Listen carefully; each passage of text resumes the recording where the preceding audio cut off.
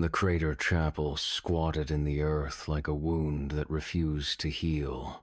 Rain had been falling for 3 days, turning the black soil into a sucking morass that clung to boots and dragged at the living. The structure itself was little more than salvaged stone and corrugated metal, its walls pocked with shrapnel scars and crowned with a crude iron cross that leaned at an angle suggesting defeat rather than salvation. Inside, the air hung thick with the smell of damp wool and unwashed bodies. Candles flickered in alcoves carved from the crater walls, their light casting dancing shadows that made the carved saints appear to writhe in eternal torment. The floor was packed earth mixed with ash from countless burnt offerings, and it squelched underfoot with each step. Brother Matthias knelt before the makeshift altar, his knees sinking into the soft ground. His cassock was the color of dried blood, heavy with moisture and stained with the peculiar grime that accumulated in the trenches. The fabric clung to his thin frame like a second skin, emphasizing the sharp angles of his shoulders and the hollow beneath his ribs where hunger had carved away flesh. Behind him, 6 soldiers waited in formation, their rifles held at attention despite the informal setting. Their uniforms bore the insignia of the new syncretic Orthodox, the double-headed eagle now tarnished and barely visible through layers of mud and soot. Each man carried a dented metal cup, standard issue for water rations, though water had become increasingly precious in recent weeks. The black Grail sat upon the altar like a malignant tumor. It was smaller than the legend suggested, no larger than a communion cup, its surface a deep obsidian that seemed to absorb rather than reflect the candlelight. Strange symbols were etched into its rim, characters that hurt to look at directly and seemed to shift when viewed from the corner of the eye. The artifact radiated a cold that had nothing to do with the temperature, a spiritual chill that seeped into bone and lingered in the marrow. Brother Matthias had been studying the Grail for 7 months, ever since it had been recovered from the ruins of a heretic stronghold near the sepulchre. The church authorities had deemed it a relic of significant power, though none could agree on its precise nature or origin. Some claimed it was a vessel used by the first Crusaders, blessed by Pope Urban himself. Others whispered it was far older, a cup that had tasted blood long before Christ walked the earth. The monk extended his hands toward the Grail, noting how the cold seemed to intensify as his fingers drew near. His breath misted in the air, a phenomenon that occurred nowhere else in the chapel. The metal of his rosary grew so cold it burned against his chest, each bead a point of icy pain that helped focus his concentration. The ritual was simple, or so the manuscripts claimed. A blessing spoken over the Grail, followed by the addition of water to be sanctified. The liquid would become holy, capable of purifying not just the body but the soul. In these dark times, when the faithful faced enemies that could corrupt with a glance or a whispered word, such protection was beyond price. Matthias began the incantation, his voice echoing strangely in the confined space. The words were Latin, but older than the church Latin he knew, drawn from texts that predated the Crusades. They felt foreign on his tongue, as if the language itself resisted being spoken by mortal lips. Each syllable seemed to hang in the air longer than it should, creating harmonics that made his teeth ache. The soldiers shifted restlessly behind him, their eyes fixed on the Grail with expressions that mixed reverence and unease. Private Dmitri, a young man from the Ukrainian provinces, clutched his cup so tightly his knuckles had gone white. Beside him, Sergeant Kowalski kept glancing toward the chapel entrance, as if expecting some threat to materialize from the rain-soaked darkness beyond. As the incantation reached its crescendo, Matthias lifted a clay pitcher of water, the last of their purified reserve. The liquid was clear, but not clean, bearing the faint taste of metal and ash that had become synonymous with life in the trenches. He tilted the pitcher toward the Grail, watching as the first drops struck its rim and began to slide down the inner surface. The effect was immediate and wrong. Instead of pooling in the bottom as water should, the liquid began to change. It darkened, taking on the consistency of wine, then something thicker. The surface rippled with an oily sheen that reflected colors that had no names, hues that existed in the spaces between sight and blindness. Brother Matthias froze, the pitcher still tilted in his hands. The liquid in the Grail was moving now, not with the gentle motion of disturbed water, but with purpose. It climbed the sides of the cup like a living thing, defying gravity and reason alike. Tendrils of the substance reached upward, questing like blind fingers seeking something to grasp. The monk tried to step back, but his feet seemed rooted to the spot. His voice died in his throat as the incantation crumbled into meaningless syllables. The Grail was vibrating now, generating a low hum that seemed to resonate in his bones. The sound was almost musical, like a choir singing in a language that predated human speech. The liquid began to overflow, spilling over the rim of the Grail in thick, viscous streams. Where it touched the altar, the stone began to smoke and bubble. The wood of the altar's frame darkened and warped, the grain twisting into patterns that suggested screaming faces. The overflow continued, pooling on the floor around the altar's base and beginning to spread outward in slow, deliberate waves. Private Dmitri was the first to break. He stumbled backward, his cup clattering to the floor as he pressed his hands to his ears. The humming from the Grail had intensified, taking on harmonics that made thinking difficult. The sound seemed to crawl inside his skull, burrowing through his thoughts like a parasitic worm. The spreading liquid reached his fallen cup and enveloped it. The metal began to dissolve, not melting but simply ceasing to exist as the substance consumed it. Where the cup had been, only a hollow remained in the advancing pool, a perfect impression that retained the shape of the vessel while revealing its absence. Brother Matthias watched in horror as the overflow continued to spread. The liquid was not simply destroying what it touched, but incorporating it, adding its essence to the growing mass.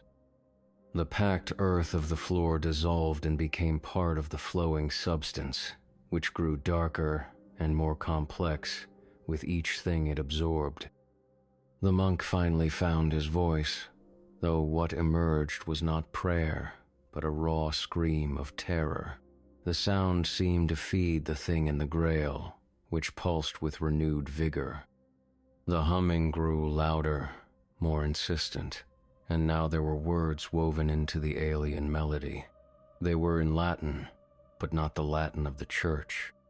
This was the language of older things, of rituals performed in darkness before the first stone of the first cathedral had been laid.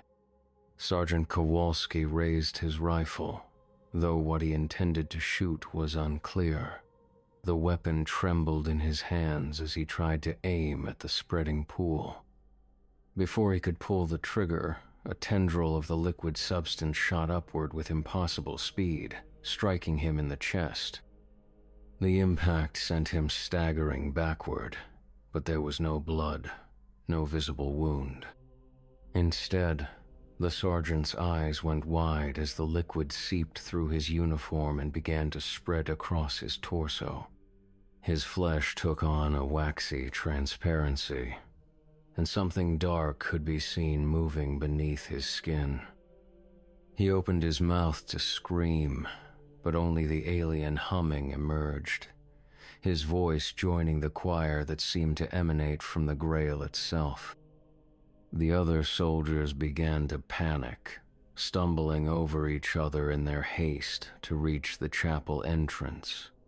But the liquid had spread faster than they could move, creating a barrier between them and escape.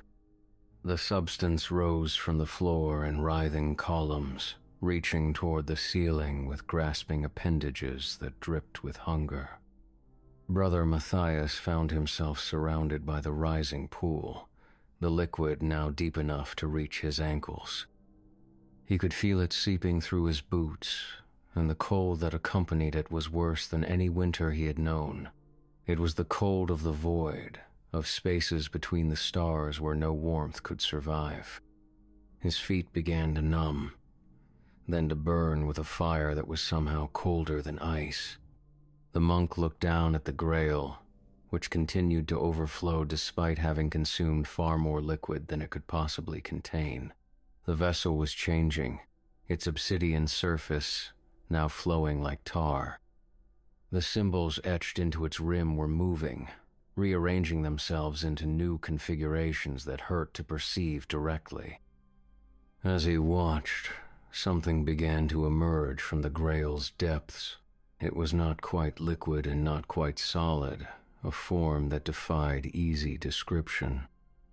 It resembled a human figure but was composed entirely of the dark substance, its features constantly shifting and reforming. Where its eyes should have been, there were only deep wells of absolute darkness. When it opened its mouth, the alien humming grew louder, and words began to form in the air around it. The words were names, spoken in voices that belonged to the consumed. Private Dimitri's name was among them, though the young soldier still stood nearby, his body now translucent and his eyes vacant. Sergeant Kowalski's name followed, and then others, names of soldiers who had died in the trenches, names of the living who served in distant companies. Brother Matthias realized with growing horror that he was witnessing the creation of a communion roll, a list of souls to be gathered and consumed. The thing emerging from the Grail was not simply a monster but a perverted reflection of the very sacrament he had been trying to perform. It was communion inverted, salvation transformed into damnation. The liquid around his feet began to rise more rapidly, climbing his legs with eager purpose. Where it touched, his flesh grew cold and numb, but he could feel something else happening beneath the surface. His memories were being examined, sorted, catalogued. The thing was learning about him, absorbing not just his physical substance but his very identity. The monk tried to pray, but the words that emerged were not his own. They were the names being spoken by the creature, an endless litany of souls marked for consumption. His voice joined the choir that filled the chapel, though he had no control over the sounds that emerged from his throat. The other soldiers had succumbed one by one, their bodies becoming translucent vessels that rang with crystalline notes whenever the creature spoke. They stood in perfect formation, their rifles held at attention, their faces blank and serene. They had become chalices, hollow containers waiting to be filled with the dark communion that flowed from the Grail. The creature had fully emerged now, its form towering over the altar despite the chapel's low ceiling. It was beautiful in its horror, a masterpiece of corruption that spoke to something deep in the human psyche. Its presence filled the space with a weight that pressed down on everything, crushing hope and replacing it with a terrible certainty. Brother Matthias felt his own transformation beginning as the liquid reached his waist. His flesh was becoming transparent, his bones visible beneath skin that looked like clouded glass.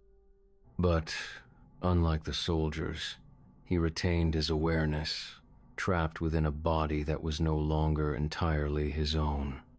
He could feel the creature's attention focusing on him, recognizing him as the one who had performed the ritual. The monk understood now what had happened. The Grail was not a relic of the faithful, but a trap, a lure designed to ensnare those who would seek to use holy power for their own purposes. It had been waiting for centuries, patient and eternal, for someone to speak the words that would give it form and purpose.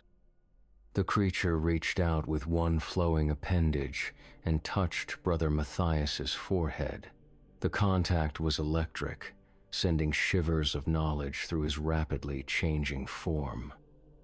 He saw visions of the Grail's true history, of the dark rituals that had created it, of the countless souls that had been consumed over the centuries. He saw himself as the creature saw him, not as a holy man but as a conduit, a means by which the dark communion could be spread beyond the confines of the chapel. The transformation was not random but purposeful, designed to create a new kind of servant, one who could walk among the faithful and identify new candidates for consumption.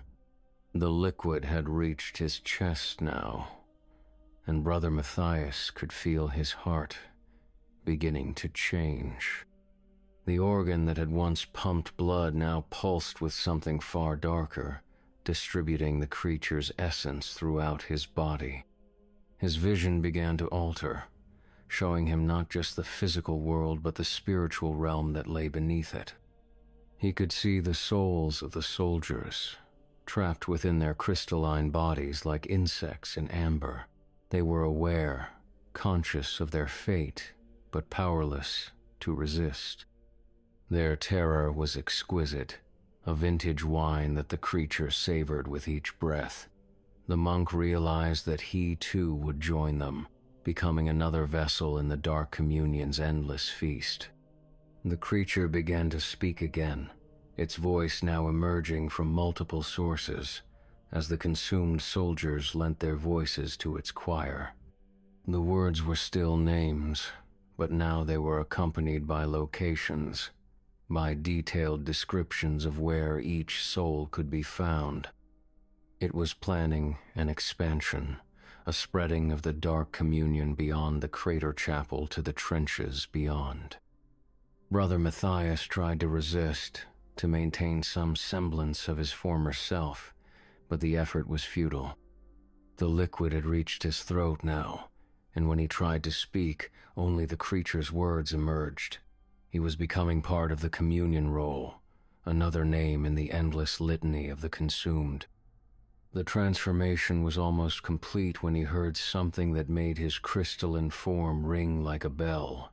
Footsteps outside the chapel, approaching through the rain-soaked darkness. Someone was coming, drawn perhaps by the strange light that now emanated from the structure, or by the alien music that filled the air. The creature heard it too, its attention shifting toward the entrance with predatory interest. New souls were approaching, fresh vessels for the dark communion. The monk wanted to scream a warning, to somehow alert the approaching figures to the danger that awaited them, but his voice was no longer his own. The liquid around his feet began to recede, flowing back toward the Grail with purposeful intent. The creature was preparing itself, hiding its true nature behind a facade of normalcy. The chapel would appear empty, peaceful, a place of refuge from the horrors of the trenches. The approaching soldiers would enter seeking sanctuary and find only death. Brother Matthias watched helplessly as the scene transformed around him. The walls resumed their normal appearance, the stains and scars of battle reasserting themselves. The candles flickered back to their usual warm glow, casting familiar shadows that no longer writhed with malevolent life. Even the consumed soldiers appeared normal, their translucent forms solidifying into the appearance of living men. Only the Grail remained unchanged, sitting innocuously upon the altar like any other religious artifact. But Brother Matthias could see its true nature now, could perceive the darkness that writhed within its obsidian depths. The creature had not been destroyed or banished, but had simply returned to its prison, waiting for the next opportunity to emerge and feed. The footsteps grew closer, and voices could be heard through the rain. They were speaking in German, the clipped accents of Prussian officers. A patrol, perhaps, or a scouting party seeking shelter from the storm. They would enter the chapel as he had, seeking comfort and finding only corruption. The monk tried once more to resist, to find some way to warn the approaching men, but his body responded only to the creature's will. He watched as his own hands began to arrange the altar, setting out the clay pitcher and the metal cups as if preparing for another ritual. The performance was perfect, a masterpiece of deception that would draw the newcomers into the same trap that had claimed him. The creature's voice whispered in his mind, explaining the beauty of the cycle that was about to begin. Each new soul consumed would add to its strength, expanding its ability to corrupt and convert. The dark communion would spread through the trenches like a plague, transforming the holy war into something far more sinister. The German voices grew louder, and Brother Matthias could make out individual words now. They were discussing the strange light they had seen, debating whether it was worth investigating. One voice, older and more authoritative, was arguing for caution. Another, younger and more eager, was pushing for exploration. The chapel door creaked open, and cold air rushed in, carrying with it the scent of rain and mud. The first figure stepped through the entrance, a young lieutenant with the bearing of nobility and the eyes of someone who had seen too much death. He paused just inside the threshold, his gaze sweeping the interior with professional wariness. Brother Matthias stood at the altar, his appearance completely normal to outside observation. He raised his hand in greeting, a gesture that appeared welcoming, but was actually a signal to the creature that lurked within the Grail. The performance was about to begin again, and he was to be both actor and stage. The lieutenant relaxed slightly at the sight of the monk, recognizing the robes and symbols of the church. Behind him, 3 more soldiers entered, shaking rain from their greatcoats and stamping their feet to restore circulation. They were veterans, their faces bearing the particular weariness that came from months in the trenches. "Guten Abend, brother," the lieutenant said in accented Latin, the common language of the church. "We saw light and heard singing. Are you conducting services?" Brother Matthias opened his mouth to reply, but the words that emerged were not his own. They were perfect, carefully crafted to draw the newcomers deeper into the trap. He spoke of the blessing of water, of the power of the Grail to provide protection in these dark times. His voice was warm and welcoming, tinged with just enough weariness to make it believable. The Germans listened with growing interest, their eyes fixed on the Black Grail. They had been in the trenches for weeks, facing not just human enemies but the supernatural horrors that crawled forth from the Hell Gate. The promise of protection, of blessed water that could ward off corruption, was irresistible to men who had seen their comrades transformed into things that should not exist. The lieutenant approached the altar, his movements respectful but eager. Behind him, the other soldiers followed, their rifles held casually but ready. They were professional soldiers, trained to be suspicious, but the chapel's atmosphere of peace and sanctity had lowered their guard. Brother Matthias continued his performance, explaining the ritual as he had performed it countless times before. He spoke of the power of faith, of the need for pure water in a world increasingly tainted by evil. His hands moved with practiced ease, arranging the implements of the ceremony with the skill of long experience. The creature watched through his eyes, savoring the approach of fresh souls. It had learned from the first consumption, understanding now how to make the process more efficient, more complete. These new vessels would be stronger, more useful in the spreading of the dark communion. The monk began the incantation again, his voice carrying the same authority and reverence as before. The German soldiers listened with respect, their heads bowed in prayer. They did not notice the subtle changes in the chapel's atmosphere, the way the candles seemed to flicker with colors that had no names, the way the shadows began to move with purpose. The black Grail sat upon the altar like a patient predator, its obsidian surface reflecting nothing. The symbols etched into its rim were still again, waiting for the moment when they would begin their deadly dance. The creature within was coiled and ready, its hunger sharpened by the recent feast. Brother Matthias lifted the clay pitcher, noting how the water within had taken on a different quality. It was still clear, still appeared pure, but there was something else mixed within it now. The essence of the consumed soldiers, their memories and souls distilled into liquid form. This would be a different kind of communion, one that would bind the newcomers to the creature's will from the first taste. The lieutenant stepped forward, his cup held ready. His face was serene, trusting, convinced that he was about to partake in a holy sacrament. The other soldiers followed his example, their own cups extended toward the altar. They were eager now, hungry for the blessing that would protect them from the horrors that lurked in the darkness beyond. The monk tilted the pitcher toward the Grail, watching as the first drops struck its rim. This time, there was no immediate transformation. The liquid appeared to behave normally, pooling in the bottom of the cup as water should. But Brother Matthias could see the truth beneath the surface, could perceive the dark currents that swirled within the apparently innocent liquid. The creature was being more subtle now, more careful in its approach.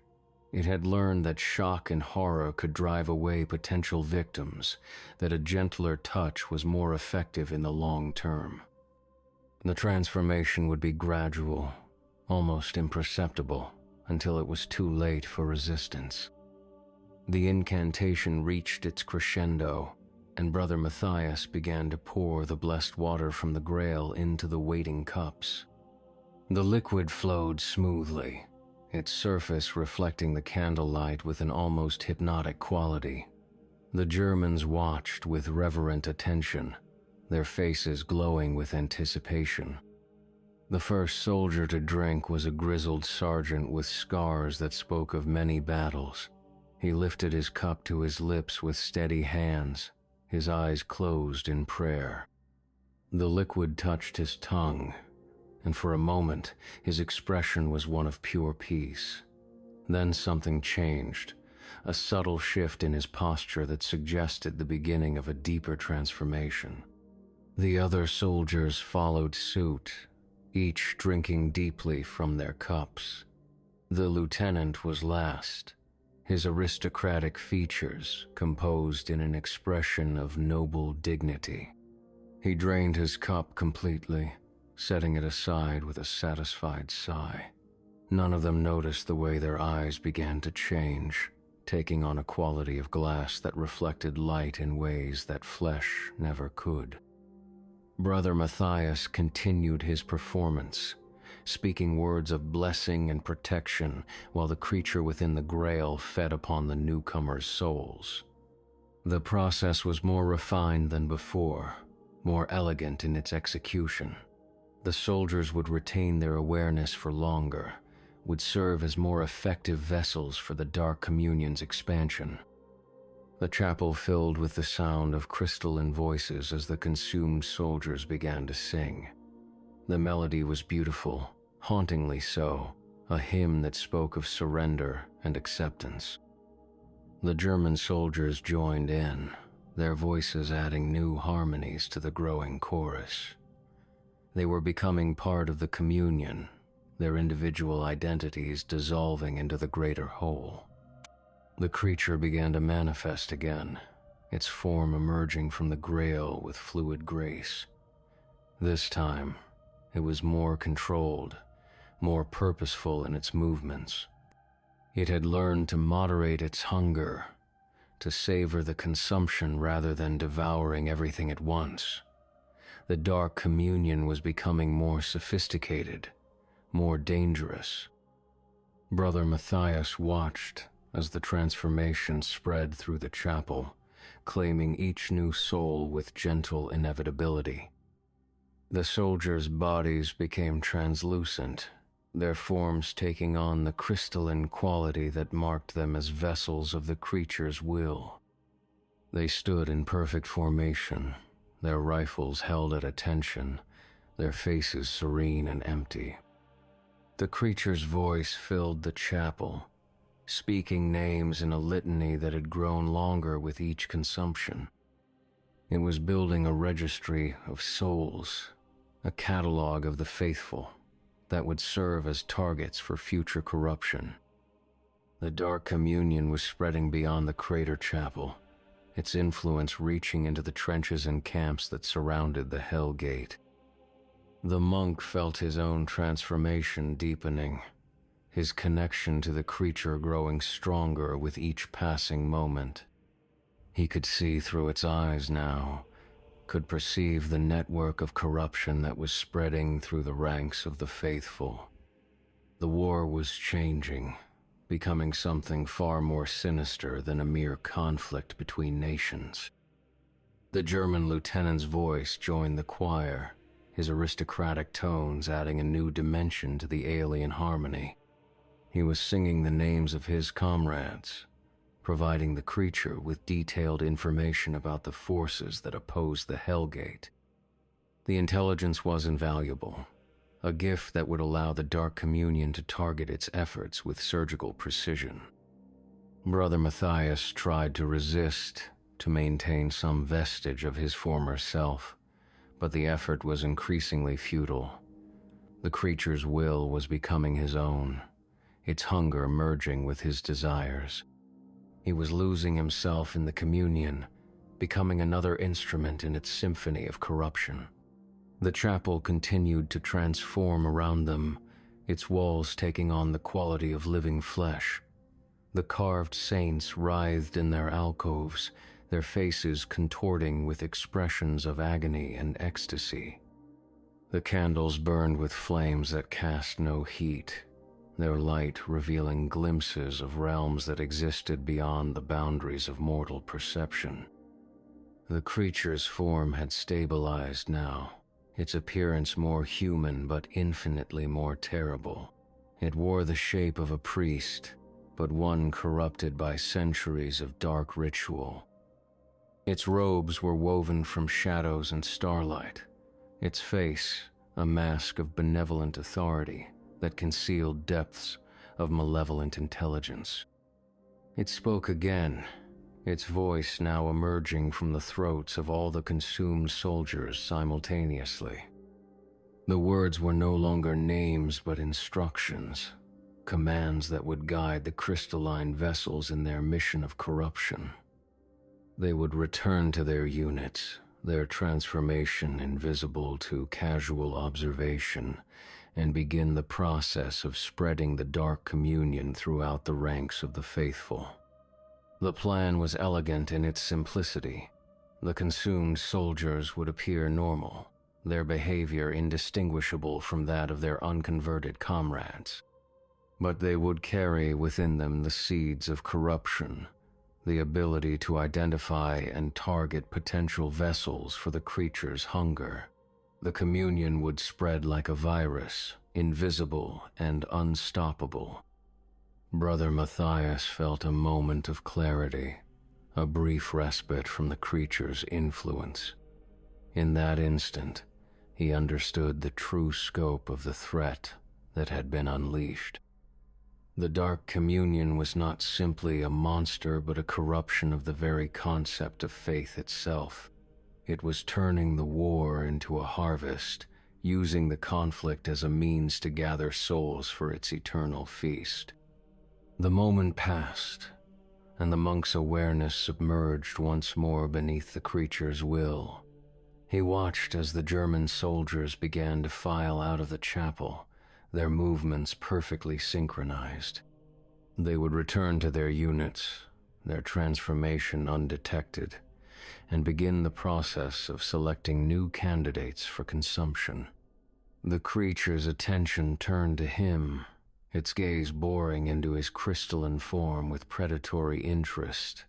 There was something different in its regard now, a recognition of his unique value as a vessel.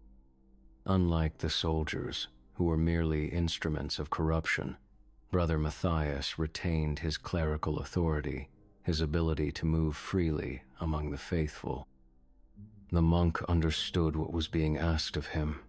He would travel the trenches, seeking out centers of faith and learning. He would identify the strongest believers, the most devoted servants of the church, and mark them for consumption. The dark communion needed quality, as well as quantity. Souls that could serve as anchors for its expanding influence. The plan was already forming in his mind, though he could not tell whether the thoughts were his own or the creature's. He would visit the shrine of the martyrs, where the most devoted pilgrims gathered to pray. He would seek out the Hebrew knights, whose faith burned with particular intensity. He would infiltrate the sanctuaries of the new syncretic Orthodox, turning their own devotion against them. The creature's voice whispered in his mind, explaining the beauty of the corruption they would spread. Faith itself would become a weapon, turned against those who wielded it. The more devout the believer, the more valuable they would be as a vessel. The dark communion would feed on the very strength of their conviction, using their faith as fuel for its expansion. Brother Matthias felt his body beginning to move, his legs carrying him toward the chapel entrance. The creature's will was his own now, its desires indistinguishable from his thoughts.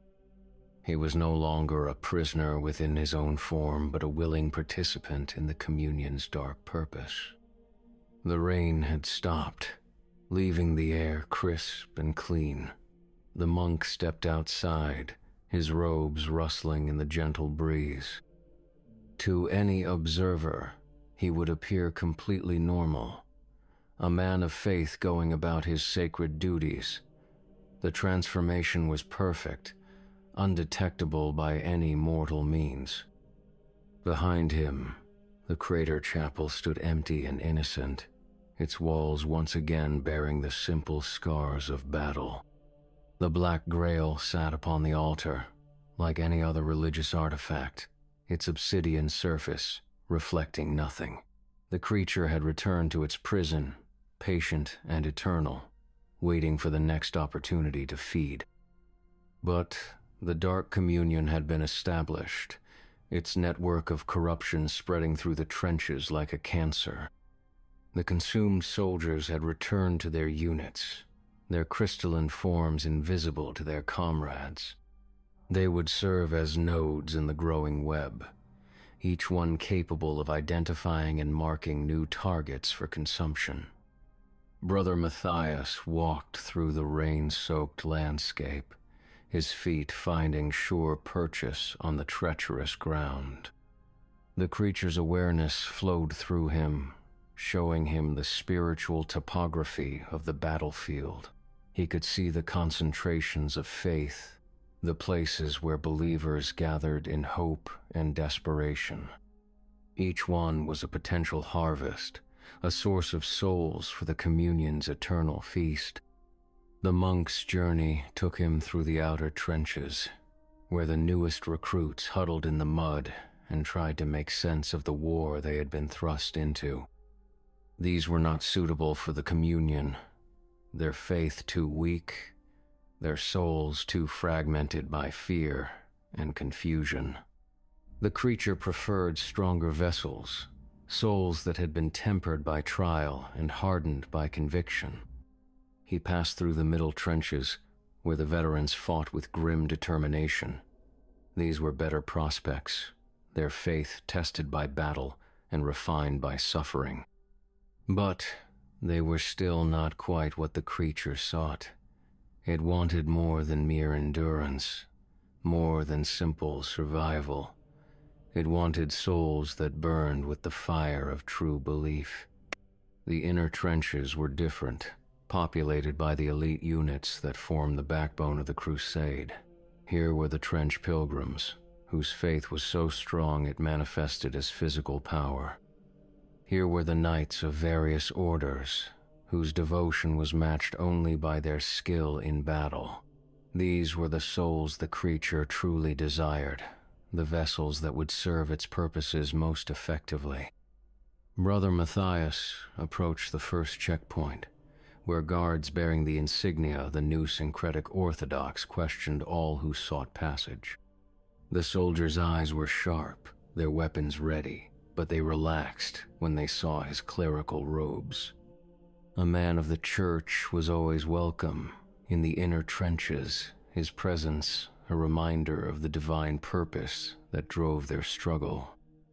The monk passed through the checkpoint without incident, his documentation in order and his manner appropriately humble.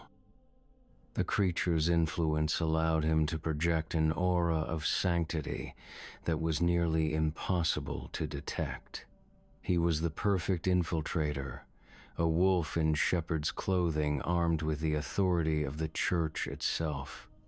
The inner trenches were a maze of interconnected passages and fortified positions, each one designed to channel the enemy into killing zones.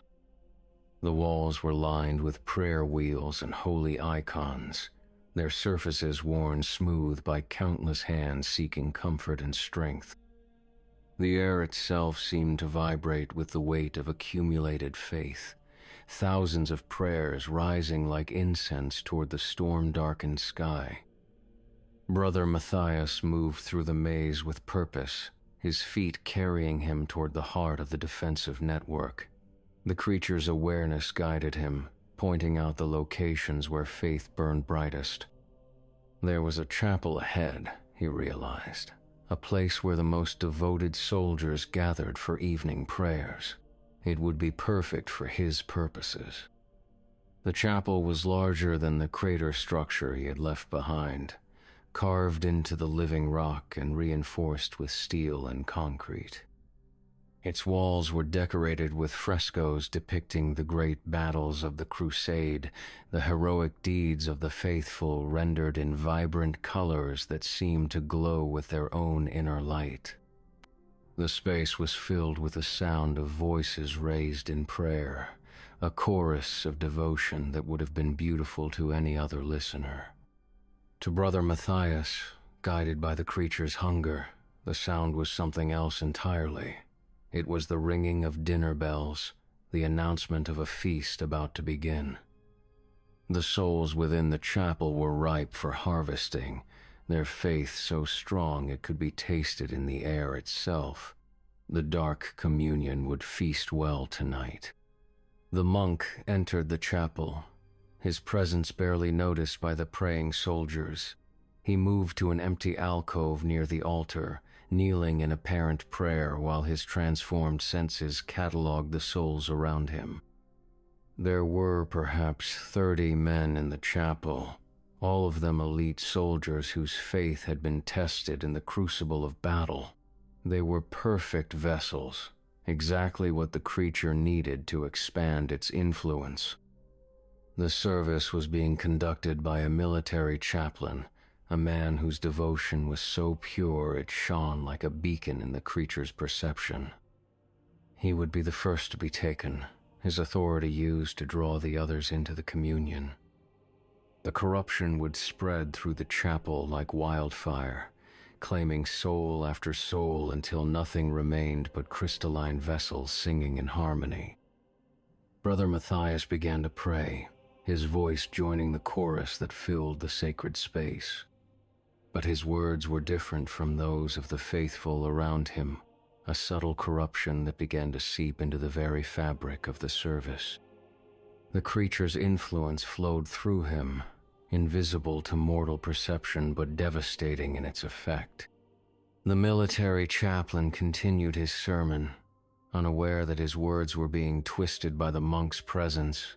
The familiar prayers began to take on new meanings, their holy purpose inverted and corrupted.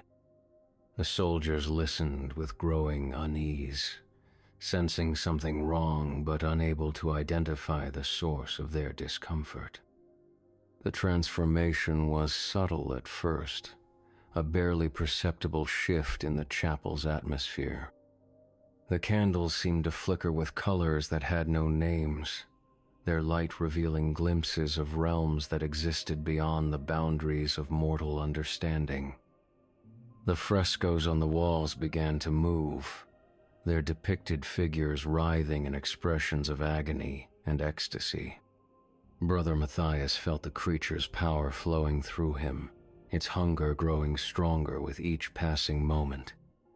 The dark communion was establishing itself in the chapel, its influence spreading through the assembled soldiers like a virus of faith. Soon, they would all be vessels, their souls consumed and their bodies transformed into instruments of corruption.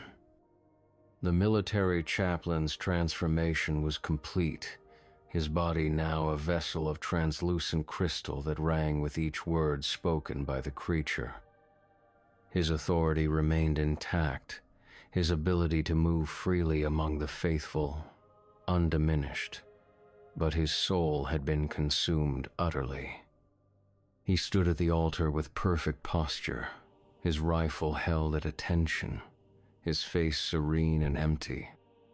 Brother Matthias rose from his kneeling position, his own crystalline form reflecting the strange light that now filled the chapel. The creature's consciousness flowed through him like water through a broken dam, carrying with it the accumulated knowledge of every soul it had consumed. He could see the entire network now, a web of corruption that stretched across the battlefield like a cancer. The transformed soldiers began to file out of the chapel, their movements perfectly synchronized. They would return to their units, their transformation invisible to casual observation, and begin the process of identifying new targets for the communion. The network would expand exponentially, each new vessel adding its strength to the growing collective. The monk followed them into the rain-soaked trenches, his feet finding sure purchase on the treacherous ground. The creature's awareness flowed through him, showing him the spiritual topography of the battlefield. He could see the concentrations of faith, the places where believers gathered in hope and desperation. Each one was a potential harvest, a source of souls for the communion's eternal feast. The inner trenches were alive with activity as the night watch prepared for their duties.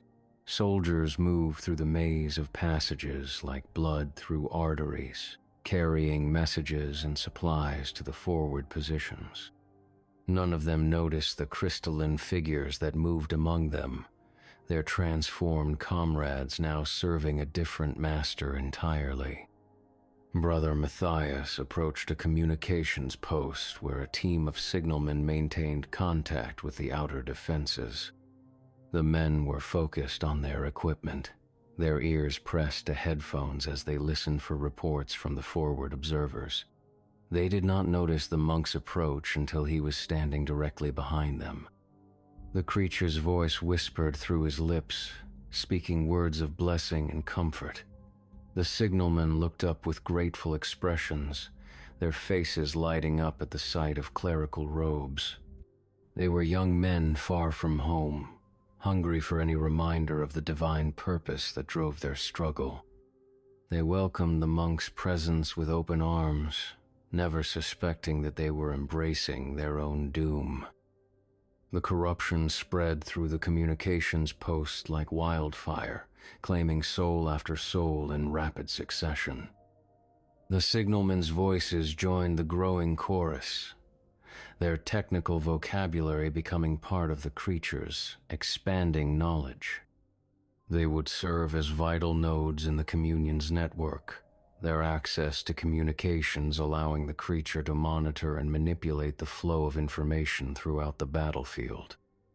The monk left the post and continued his journey through the trenches, his presence now felt by the creature's other vessels. They acknowledged him with subtle nods and gestures, their crystalline forms shimmering with shared purpose. The network was growing stronger, more cohesive, as each new addition brought fresh capabilities and knowledge. He came to a field hospital, where the wounded were brought for treatment. The space was filled with the sounds of suffering, the moans and cries of men whose bodies had been broken by war. But there was something else there, too, something that made the creature's hunger spike with sudden intensity. The hospital chaplain was performing last rites, his voice carrying the weight of absolute faith as he comforted the dying. Brother Matthias entered the hospital, his robes rustling softly in the humid air. The smell of blood and antiseptic filled his nostrils, but beneath it was something else, something that spoke to the creature's deepest desires. The dying soldiers were in a state of spiritual transition, their souls already partially separated from their bodies. They would be particularly receptive to the communion's influence, their weakened state, making them easy targets for corruption.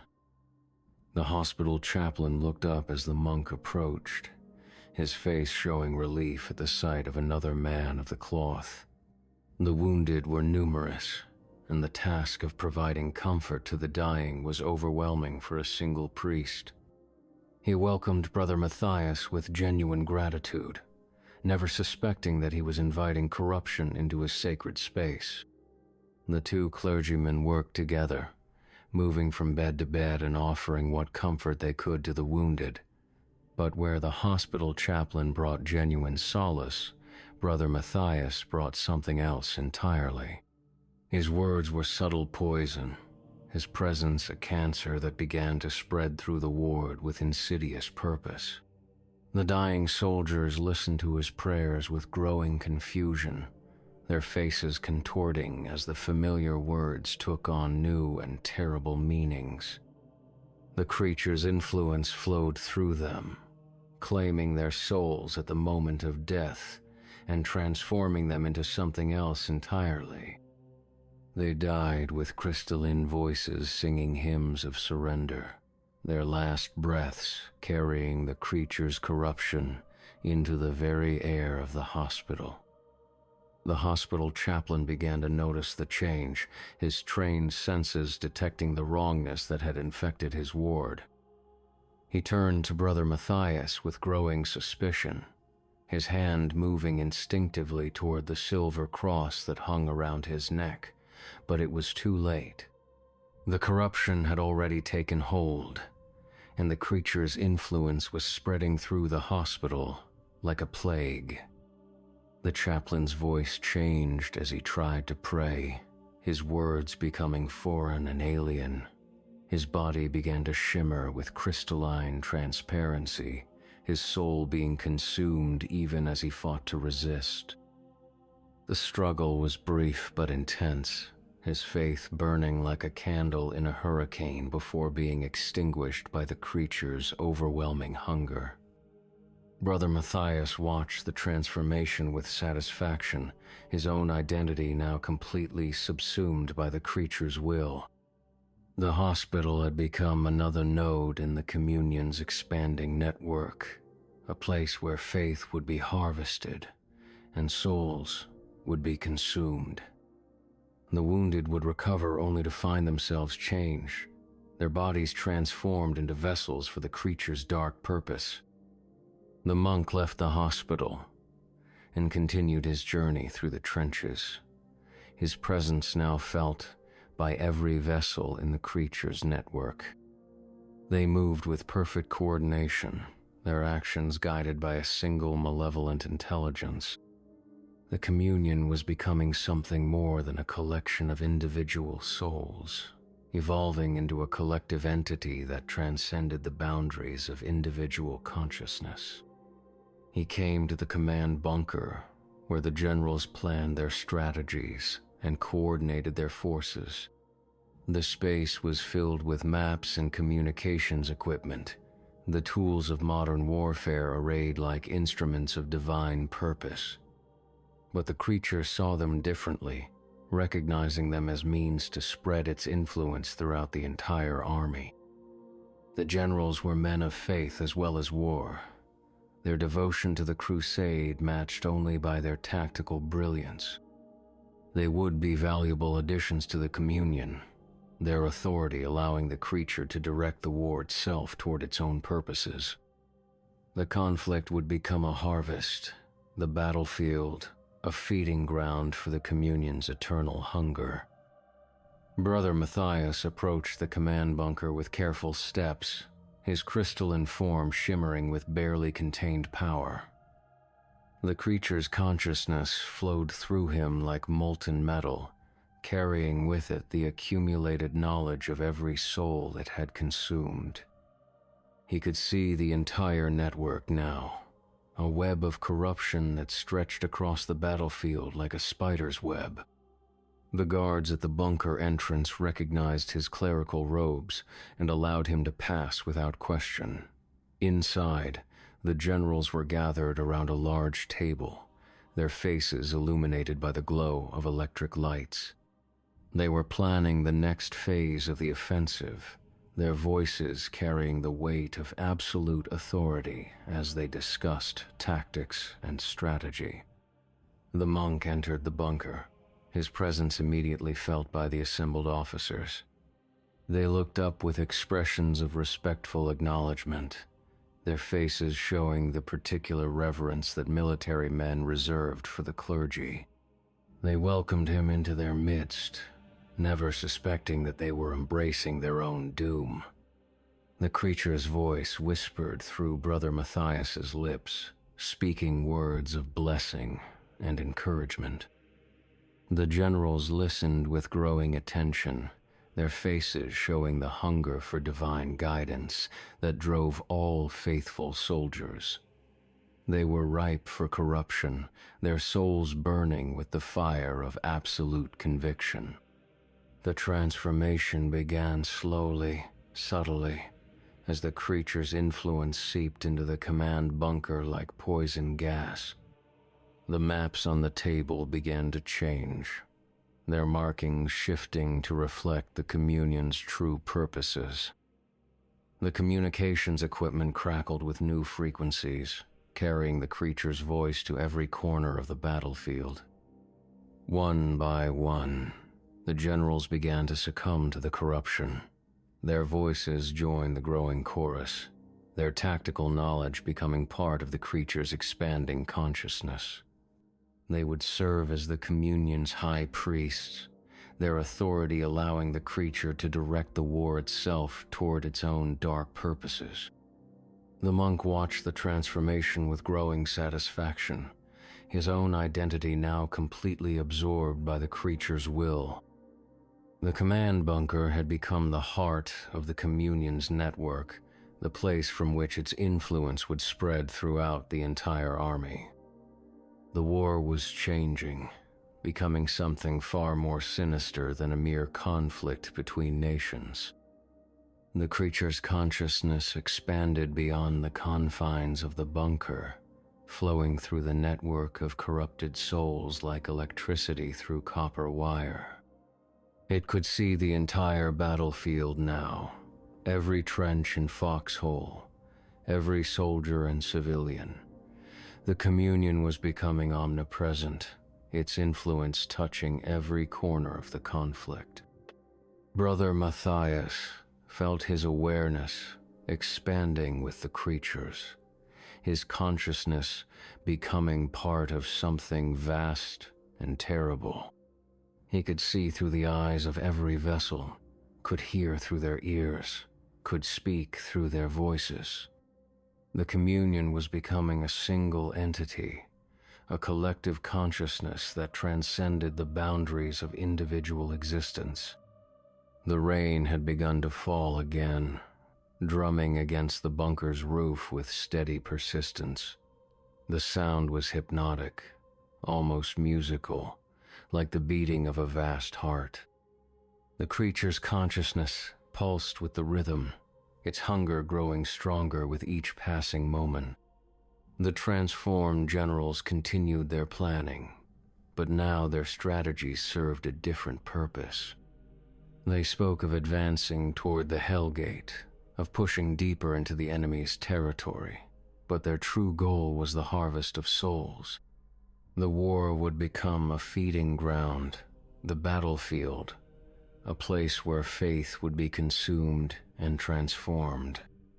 Brother Matthias rose from his position at the table, his crystalline form reflecting the electric lights in strange and beautiful patterns.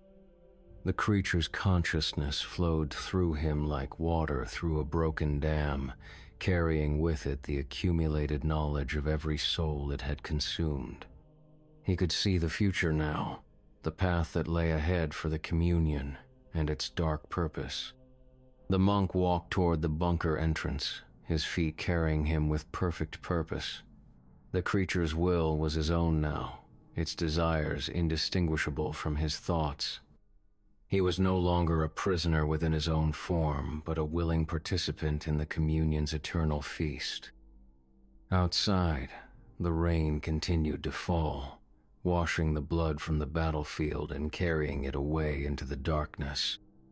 The creature's vessels moved through the trenches like ghosts, their crystalline forms shimmering with shared purpose. They were preparing for the next phase of the Communion's expansion, the final harvest that would claim every soul on the battlefield. Brother Matthias stood in the rain, his face turned toward the storm-darkened sky. The creature's consciousness flowed through him like lightning, illuminating the network of corruption that stretched across the battlefield. He could see the future now, the path that lay ahead for the Communion and its dark purpose. The war would continue, but it would no longer be a conflict between nations. It would be a harvest, a feeding ground for the Communion's eternal hunger. The faithful would become vessels, their souls consumed and their bodies transformed into instruments of corruption. The battlefield would ring with the sound of crystalline voices singing in perfect harmony, a choir of the damned that would echo across the centuries. The creature's consciousness expanded beyond the battlefield, reaching out toward the cities and towns that lay beyond the front lines. It could see the concentrations of faith, the places where believers gathered in hope and desperation. Each one was a potential harvest, a source of souls for the Communion's eternal feast. The rain continued to fall, washing the world clean of everything but the creature's influence. The Communion was spreading, its network of corruption growing stronger with each passing moment. Soon, There would be nothing left but vessels singing in perfect harmony, their crystalline voices carrying the creature's will to every corner of the world. Brother Matthias smiled, his crystalline face reflecting the lightning that split the sky. The communion was eternal, its hunger infinite, its purpose absolute. The war would end, but the harvest would continue forever, claiming soul after soul until nothing remained but the creature's perfect choir. The rain fell harder, and in the distance, the sound of crystalline voices began to rise, singing hymns of surrender and acceptance. The communion was calling, and all who heard its voice would answer, their souls joining the eternal feast that had no end. End of script voice began to change, taking on harmonics that hurt to hear. His words became foreign, alien, spoken in a language that predated human speech. The soldiers tried to resist, to maintain their grip on familiar prayers and comfortable certainties, but the corruption was too strong, too insidious to be denied. One by one, the faithful began to succumb. Their voices joined the growing chorus, their prayers becoming something else entirely. The chapel, filled with the sound of crystalline voices singing in harmony, a hymn that spoke of surrender and acceptance. The dark communion was claiming its newest vessels, adding their strength to its growing network of corruption. Brother Matthias watched the transformation with satisfaction, his own identity now fully merged with the creature's will. The chapel was becoming another node in the communion's expanding web, a place where faith would be harvested and souls would be consumed. The war was changing, becoming something far more sinister than a mere conflict between nations. The process was accelerating now, the creature's influence spreading beyond the confines of the chapel. The soldiers who had been transformed would return to their units, their corruption invisible to their comrades.